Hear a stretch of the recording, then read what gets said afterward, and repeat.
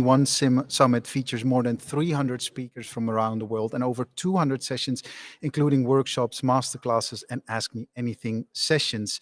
And for my next Ask Me Anything, I'm so very, very happy and feel very, very blessed that I'm sitting here next to Gitanjali Rao, um, who really has spoken the roof off yesterday. I would say in her interview, I tweeted, "What a force of nature!" Thank Because you. Gitanjali, my hat's off to you. Thank you. You are an absolute inspiration to myself at age 42, and I'm sure you are to many other people in this world from all ages.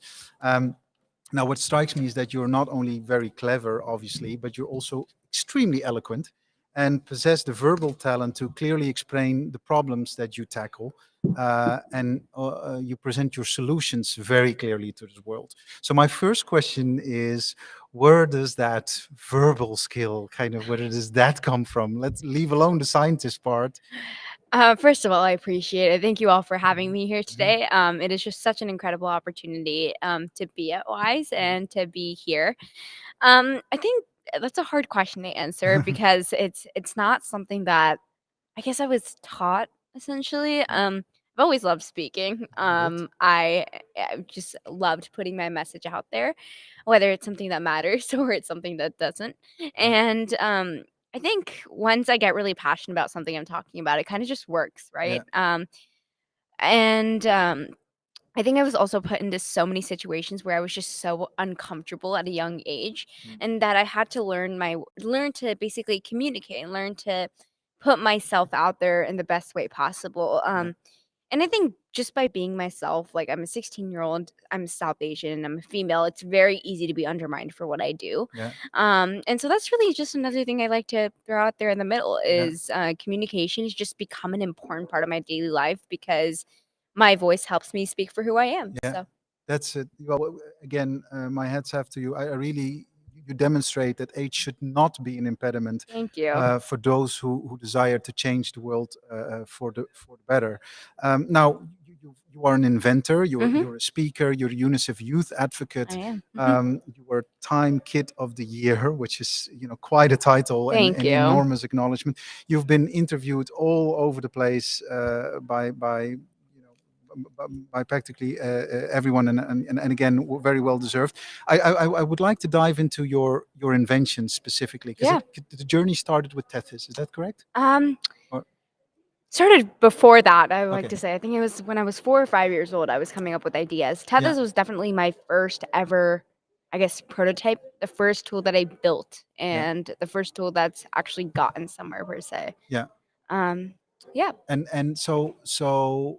because that's an interesting part, because when I looked at Tethys and Kindly, I think they're both genius. thank you. But as a technology builder myself, I was looking at what they have in common, Right. because one is, of course, focused on pollution and the Yeah, environment, and the other one is on human relations and behavior. absolutely.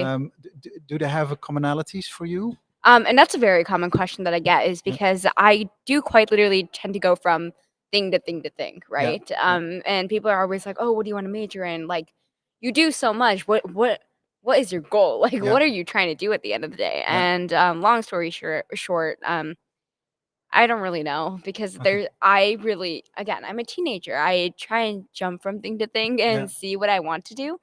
But at the end of the day, when it comes to similarities between ideas, it's really just what I feel a connection to and what I recognize needs to be solved at that point. And I guess what's impacting the community the most at that yeah, point, right? It gives a lot of opportunity for anybody to kind of come up with solutions as well, but I try to jump in and make my mark, yeah, whether that's something big or whether that's something small, again. So with Tethys, it was my lead detection tool. At that time, I was hearing about the water crisis that happened in Flint, Michigan, yeah, and it was a problem that stood out to me and one yeah, that I decided to tackle. Similarly, a couple of years later, cyberbullying, still an issue that everyone faces across the world. As you see, my problems are essentially going from more specific to bigger and broader. And I yeah. think that's how it's continued to be over these past couple of years. Currently, the solution I'm working on is a way to detect for parasites in water in third world countries. Mhm. And so the similarities are very difficult to find, but the differences are very easy. And I think Yeah. the reasoning for that is because the similarities are what I make them to be. So Yeah. And when you say, just for me to understand, when you start building on a solution, so you tackle a problem, do you then you work with other people? Is there like a team of developers, or are there people working with you? So I actually come up with solutions from, I guess, idea to finish by myself. Oh, wow. However, beyond that, yes, I of course do have a team, and what that team does is basically put it out there, and then investors in the market comes to me and says, "Here's what we want from you," Yeah. right? Yeah. For that reason, though, none of my ideas have become a product yet. Yeah. Except for Kindly, actually, who I've partnered with UNICEF to create Kindly powered by UNICEF, essentially, Yeah. which also comes with its own anti-cyberbullying initiative, which is Yeah. great. However, this is a patented device. My device for opioid addiction is currently a prototype still. So each of my projects are at their own stages, but obviously I have a team that helps me take it onto the business world after that, Yeah. which I don't necessarily excel in. I can come up with the ideas, but beyond that, it's kind of out of my hands. Yeah. So you need a good business team Oh, behind yeah. you to make it scale. Yeah. Yeah. Absolutely. Yeah. I keep on forgetting that you're just only 16 years Thank old. you. I keep on talking because you're tackling questions and issues that at age 42 I'm struggling with, and just keep on forgetting about. You're 16, and not to be not to be condescending or patronizing or anything. I just it's amazing. Thank you. What would you like to be or do if you are not already that in 20 years time? What are we going to be talking 20 about years. at That's life a really 2045? long, that's a real I long know, time I know. away. I think the biggest thing that I would hopefully love to do is start a company. Now exactly in what, I don't know. Okay. However, it's exploring my options, right? Yeah. I'm really passionate about biotech, so Mm. maybe a company in there. I've also been looking at biophysics, seeing the possibilities for that to happen as well. I'm not the best at physics, but I do know people who are, so Yeah. partnerships maybe. Yeah. So and in terms of, because you're now at a STEM school, Yes, I and in am. terms of kind of academic formation, would you any specific choices if you're already there Academic. yet? Yeah. Absolutely will pursue Yeah. higher education. Yeah. Again, where I'm not necessarily sure. I'd love to Yeah. be on either coast. MIT and Stanford are great options. Also Yale. Yeah. But I'm not really sure. Not Right? sure. There, Yeah. there could be a lot of options out there. Yeah. But hopefully we'll be out there. Hopefully we'll get my PhD in something I'm passionate about. Okay. And yeah, just continue to do what I love at Nice. the end of the day. Yeah. What is a family dinner like for the Oh Royal my family? gosh. What does that look like? I just want to have a little peek. So how do things work? You have a little brother? I do. I have a Yeah. 9-year-old brother, 9-year-old brother. who is on the completely opposite side of the spectrum from me. He's a very artistic human being. Okay. He's the person you can sit and stare at paintings for up to 5 hours, Oh. whereas I'm always running around trying to do things. Family dinner. That's a hard question. Um, it changes on a day-to-day basis. Mm. There's some sort of debate always happening 24/7. There's always news playing in the background. And there's always water somewhere Yeah. just spilled, because my brother and I will get into fistfights Yeah. eventually. Yeah. It's very chaotic, but it's very organized in a weird type of way. But no, yeah, both of my parents are in business and IT. Mm. And so they're on the totally different side of the spectrum from me when I'm working on my research. And Yeah. so there's always updates to bring to the table, whether Yeah. it's about getting an A on a test or whether it's about some life-changing discovery I've made. Yeah. Yeah. But I'm happy to hear that there's also water spilled and Oh, whatever. yeah. So it's just like, Oh, it's always crazy. Yeah. Good. Yeah. Um, Nice. Nice. The title Time Kid of the Year Oh, being yeah. the very first one, that's an amazing Thank you. title, and so very well deserved. You received this acknowledgement just over a year ago. How has the last year been for you? The past year, it's been a whirlwind to say the least, Mm. right? It's been so incredible. It's been so exciting. It's provided so many opportunities up front as well, but it's really just made every day just a new adventure, a new journey. I'm always traveling. I'm always going somewhere new. I'm always learning about new cultures, meeting new people, doing new interviews, right? Yeah. There's always so much opportunity when, yeah, when you get to travel, when you get to speak at places. But I think most of all, it's just really exciting to have my voice heard Yeah. and put the message out about what I want to say and inspire others to do the same, hopefully. Yeah. Yeah, that's and so has it been kind of um when you started, so before the title and whatever was shared with Yeah. you, so your life completely, specifically on the level of media attention, kind of went the other way, I can Yeah, imagine. it Yeah. did. It Yeah. did. Yeah. It got really hectic really Yeah. fast. Yeah. But I do enjoy every moment Yeah. of it. I think it's just another opportunity for me to learn Yeah. essentially. Yeah. Again, it is hard to balance at times with a full high school schedule Yeah. too. But I'm slowly getting to the swing of Yeah. things. Yeah, that's good. Yeah, well, that's great to hear. What would be your message to other clever, ambitious young women Mm. like yourself who are working hard to make a difference? What would you tell them? This generation that we need Yeah. to unmute, and you're a clear example of that. What if anything would you want to say to them? Ooh, what I would probably say is, it's okay to dream big and it's okay to come up with ideas, even if you think a lot of people are going to hate it, Yeah. right?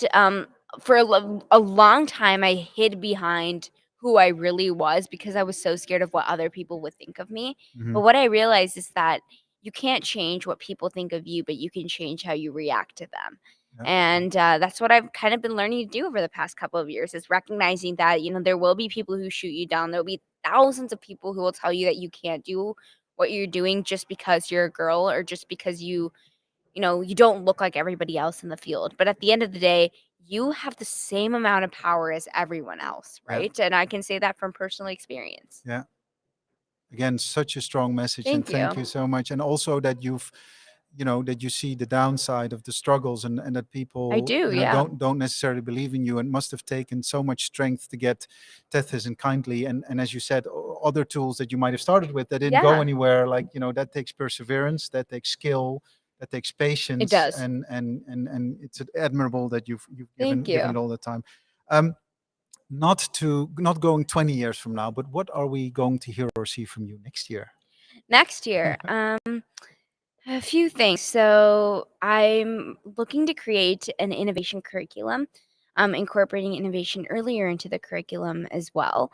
I did write a book called A Young Innovator's Guide to STEM, which is available out there. But I'm hoping to write another one as well in this next couple of years about how to make these ideas into reality. Right? What is reality? How do you bring these ideas to the real world?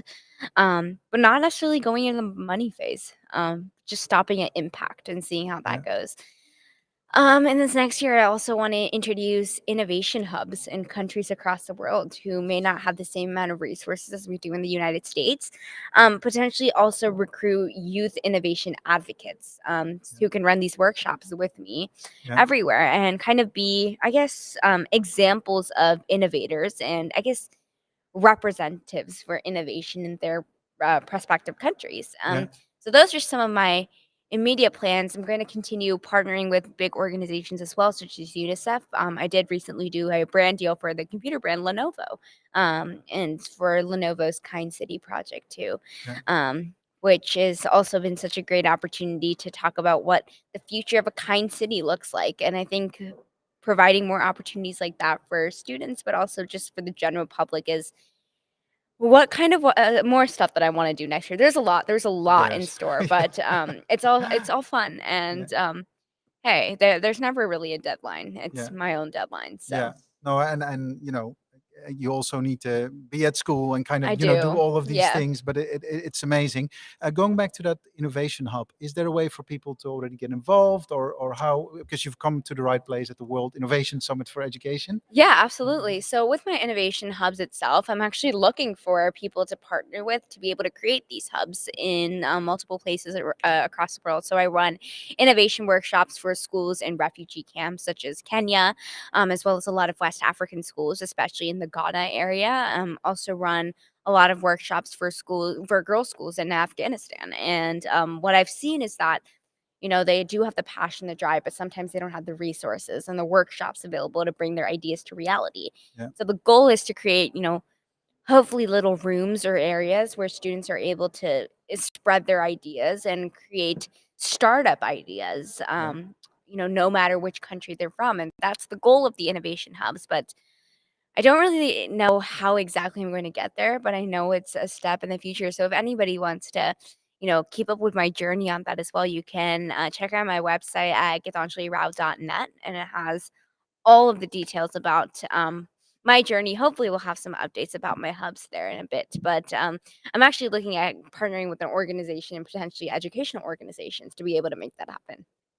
You've come to the right place. And Thank again, you. go gitanjalirao.net Yep. if you're interested to know more about the great work of Gitanjali, or want to partner with her and her team for these innovation hubs.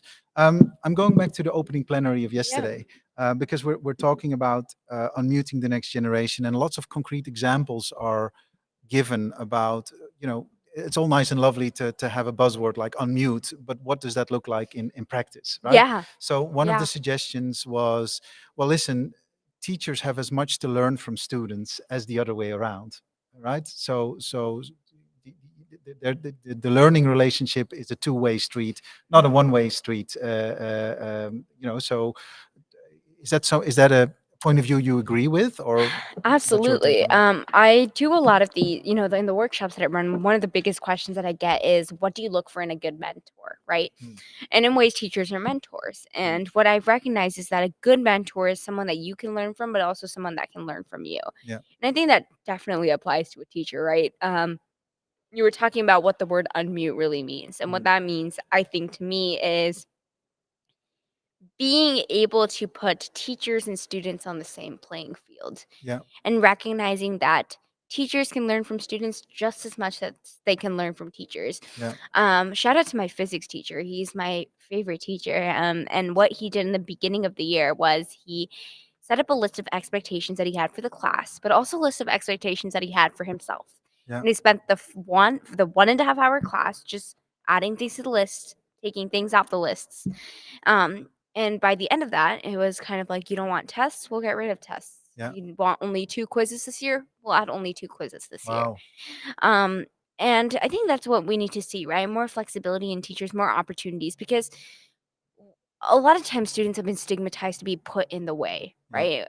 That they're in the way of what a traditional education system should look like. Yeah. But at the end of the day, who's the education system for? The students. Yeah. They know exactly what they want. We know exactly what we want to learn and how we want to learn, right?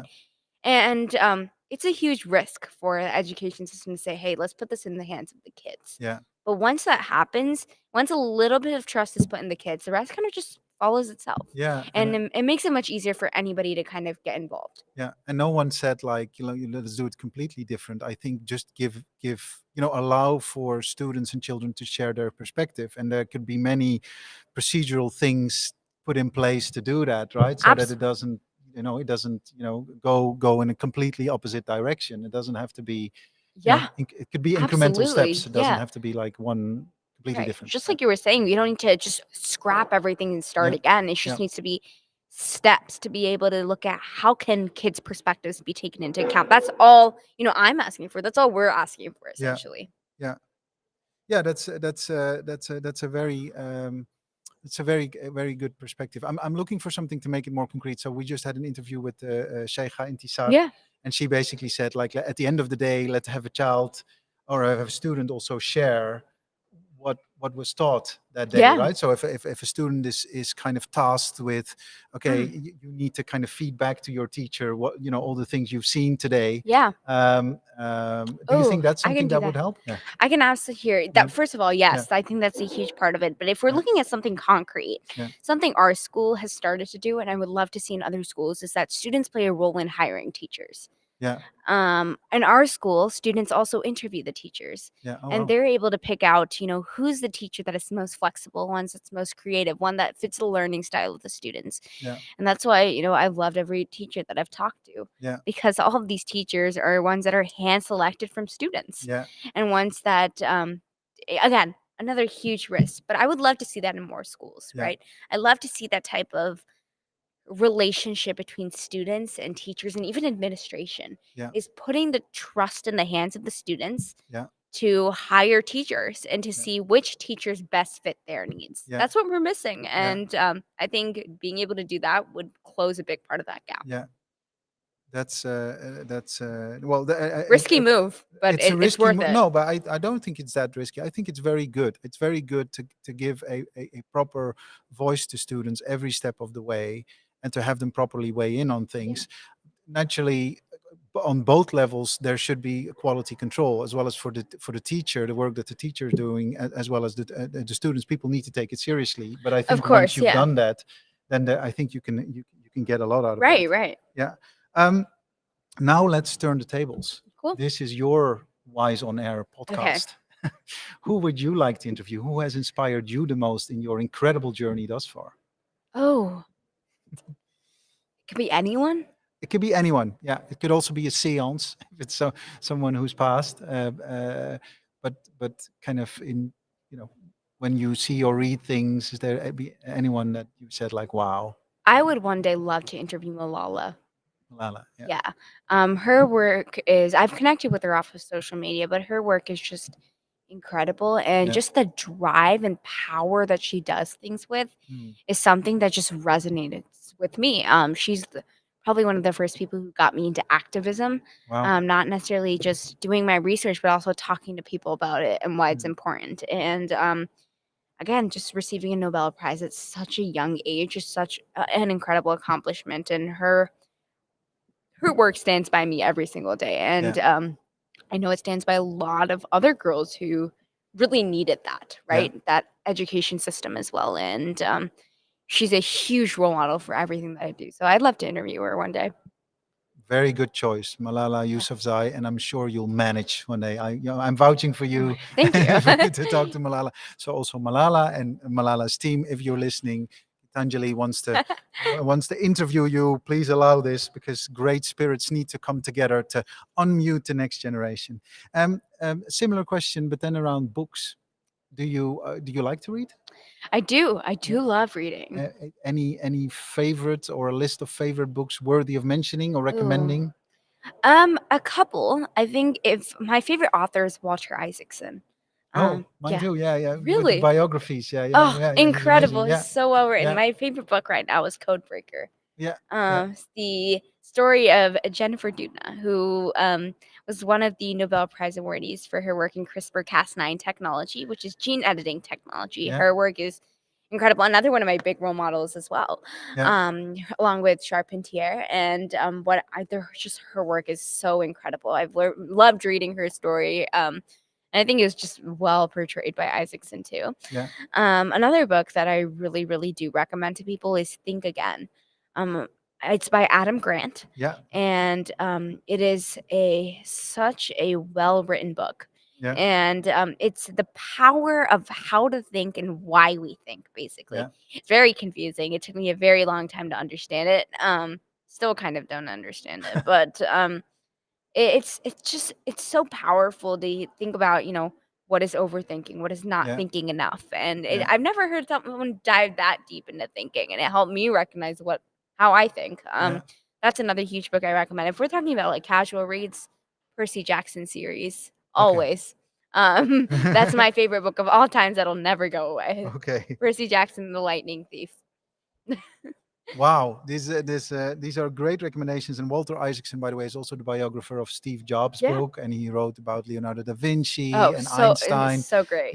The way he writes it's so well done. I think it's this idea of his work is so simplified, that anybody can understand it, but it still holds the same power of the work that these individuals have done in their lifetime as well. I've actually spoken at multiple conferences with him, but have never gotten to meet him. So another person I'd like to meet if you or your team is watching. Go ahead. Oh, Walter Isaacson to meet. Walter Isaacson. To meet, no, sorry. No.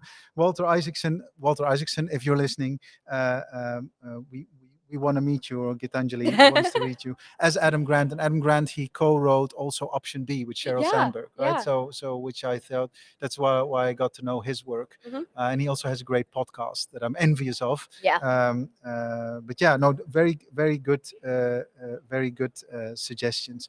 Gitanjali, you are a force of nature. I'm sure the world is going to hear a lot and lot more from Thank you.